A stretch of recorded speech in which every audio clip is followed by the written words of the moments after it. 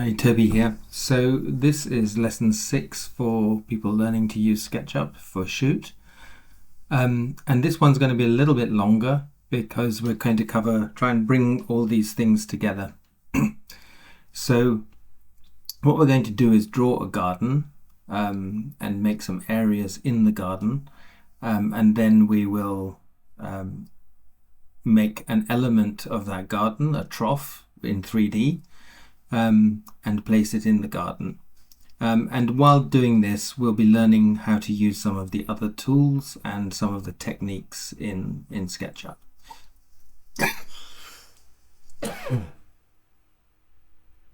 So the first thing is to draw the outline of the garden. So I'm going to start about here, quite close to the origin, and draw a line 10 meters long, which is 10,000 millimeters, which we can see in the bottom right of the screen. I'm on the green axis because that line is showing green, and I can hit enter, and that draws a 10-meter line. This way, on the red axis, I'm going to go 5,000, and then on the green axis I'm going to hold down the shift key, which we learned before, reference this point and click, and then I'm going to join it together, and then I'm going to press the space bar to go to select mode and make sure I have a surface by clicking in the middle, and there's a surface. Everything in SketchUp is made up of edges and surfaces. So whatever you draw, however complex the shape, it's made up of edges and surfaces. So now that we've got the outline of the garden, I'm just going to show you how you select things in SketchUp. When you are in the select tool, that spacebar, and you've just got a normal arrow, you can click on a line, an edge, and only that edge will be selected. Here I'm clicking on edges individually, and that's what happens. If I want to select multiple edges, I hold down the shift key and you'll see a plus minus sign come up next to the arrow. Now I can click on an edge and another one. I'm still holding down the shift key and it will keep adding. If I click on something that's already selected, it'll take it away. So that's why it's got a plus minus next to it. And if I click on a surface, that also gets added to the selection. And if I click again, the surface gets taken away. So surfaces are separately selectable to edges. Now, another way of selecting stuff in SketchUp is called rubber banding, which is where we draw a box around the things that we want to select and then let go. So we drag from a corner and everything that is fully inside that box gets selected. Now, if I rubber band, and you'll notice here that the top edge is not fully inside the box, the right edge is not fully inside the box, and the surface is not fully inside the box. Only the left edge and the bottom edge will get selected when I let go. If I did it from here, going from left to right with my rubber band box, it'll just select the top edge and the right edge, which are fully inside the box. So if I just want to select the top edge, I can do that. Bottom edge, I can do that. If you pull the rubber band the other way, you'll see that the dotted lines are bigger. If you go from right to left, and you can do that coming from the top, or you can do that coming from the bottom, it doesn't matter. But now everything that is touching will be selected. So the top line is inside the box, the bottom line is partially inside the box, and so is the surface. So that gets selected, and so does that, but these two don't, because it wasn't touching them. If I do that, everything will get selected, because now all of the components of this surface, all of the edges and the surface itself, are touching the rubber band box. So there are different ways. This one is only what's fully inside the box, and this is whatever the box is touching. So those are the basic ways of selecting And there's one other very important one, and that is one click just selects a surface. A double click is very useful, and it selects the surface and all of the edges that make up that surface. And the reason this is very useful in garden design is that we will be drawing our flat work for the garden. So this is before we go to 3D, where beds are, where paths are, and so on. That's called the flat work when you look at it top down. And we need to then, we're going to have to make groups out of all of those areas, which will be coming up in the next lesson. And to do that, we need to be able to select the areas. In fact, I think I'll do groups in this lesson. So first of all, now we've got the outline of our garden. Let's draw some things in here. So I'm going to use the tape measure tool, which is the letter T. And the first time it comes up, it's in guide mode. There's a little plus sign with a dotted line, and that says if I click on an edge, one click, and start moving the mouse in a direction, and this is in the green direction, it's going to draw a guide. So I want to have a bed at the bottom here, which is 1,000 millimeters or 1 meter across. So now I can take the line tool, press the letter L, and draw from that point to that point. And you'll notice now that I have got a surface here, and I've got a surface here. Let's draw one more bed going up this side. So press the tape key, click on this, move in the red direction now, and it'll again be 1,000.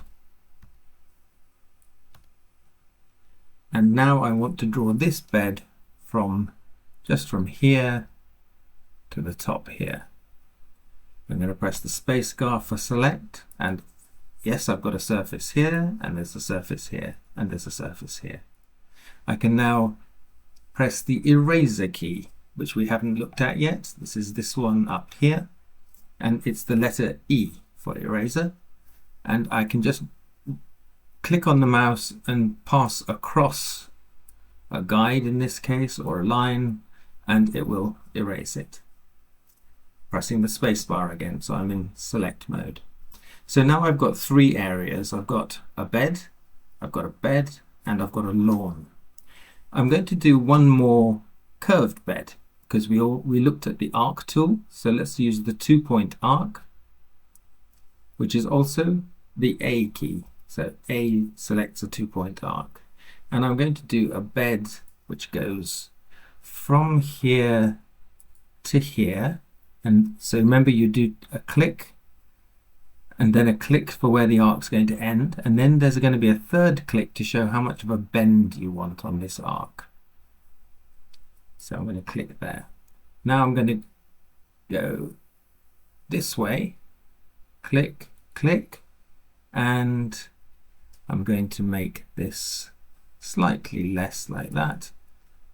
And we've got a bed there. So we've got a straight bed, a lawn, and a curly bed. The next thing we have to do, actually before I do that, let me show you the views. So up at the top here, these little houses show us different ways of looking at our model. A very useful one is top down. So when I click on this picture looking down on the top of a house, we go into a direct top-down view of the garden. And this is quite a good way for drawing out the initial flat work of a garden. So now let's look at making groups out of these things. And basically when I talk about groups, we need to group everything in SketchUp, otherwise SketchUp gets very confusing. And I'll show you what I mean. We haven't talked about moving stuff yet, but I'm just going to move this corner and you'll see something very weird happening. Okay, so this is intentional thing in SketchUp, but it's not really what people expect to happen. I've pressed escape to let go of that. What I wanted to happen was that I would move this entire bed, because this bed is a real life entity. The lawn is something representing something in real life. So is this bed, and so is this bed. So we need to select all of the things which are going to form a part of this bed. And to do that, if we double click on a surface, it selects the surface and the 4 edges that make up that surface. And when I've got that done, I can right click on the mouse, and there's an option here to make group. This is now separate to the rest of the model, so I could actually move this away as a completely separate object in the model. But we're going to go ahead and make the other ones. But before we do, we're going to look at this object here in the default tray, the outliner. So drop down on the arrow. Outliner is a way of organizing all of the groups in your model. And as your models become more complicated, this becomes more and more useful. So I've got 2 groups here. One is 3, which is, hello 3, that's 3. Let's go back to top-down mode. Top-down mode. That one. And I've got a group here. So this group, if I click on it in Outliner, it shows me where that group is on my model.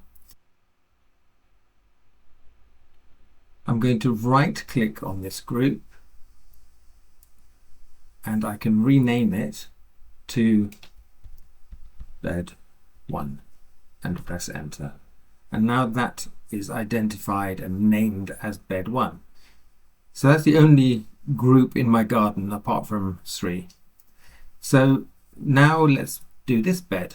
Again, double click, that selects all of the lines belonging to that bed, belonging to that surface. Right click, make group, and come into here, right click, rename bed 2, enter. So now I've got bed 1 and I've got bed 2. I'm going to do the same with the lawn.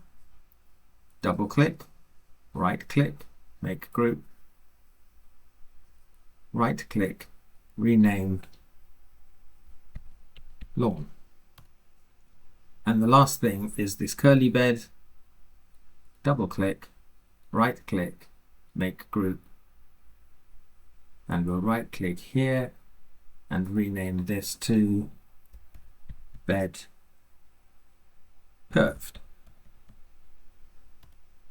Okay, so now we can see that our model is made up of different bits. So we've got a bed here, we've got a bed here, and we've got these 2 components as well.